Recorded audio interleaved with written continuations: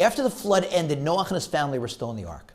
Noach sent a raven out to see whether the water had subsided. The raven came back. He waited, then he sent the dove out. The dove came back. He waited again, sent the dove out again. This time the dove came back with an olive leaf. That's progress. The waters must be subsiding. He waits again, sends the dove out again, and this time the dove does not return. The waters have subsided. He can leave the ark, but he doesn't. What is going on?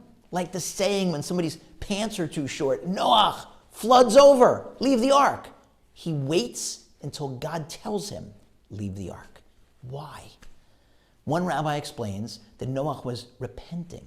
He was doing teshuvah over the manner in which he had entered the ark. We're told that Noach went into the ark when the flood began, mipnei mei hamabul, because of the waters of the flood, suggesting to us that the reason he went in was that he had no choice. The waters were getting too high. He didn't go in initially when God told him to.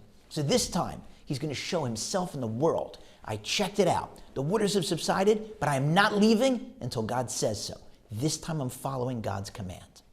Another rabbi has a different explanation. And he told over this explanation years ago during the Yom Kippur War. He explained that Noach understood that during the flood, it was a time of judgment throughout the world. The only safe place in the world was the ark, the teva, where God had told him to take his family and the animals. And so even though the water had subsided, he checked that out, got to put in your effort, it still wasn't safe to go outside during this time of judgment until God told him the time of judgment's over, now you can go out.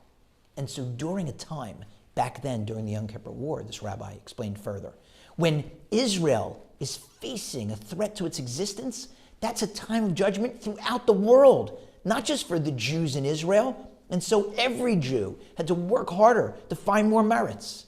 And that obviously has resonance for us right now, with Israel again in a war. It's a time of judgment, not just for the Jews of Israel, clearly there, but also for us everywhere. And we see this. I mean, it's painful. We don't want to see it, but open your eyes. Look how much more dangerous it's become since last October 7th for a Jew to walk around visibly as a Jew across the world. Not just in Israel, in London, in Paris, Los Angeles, Chicago, New York.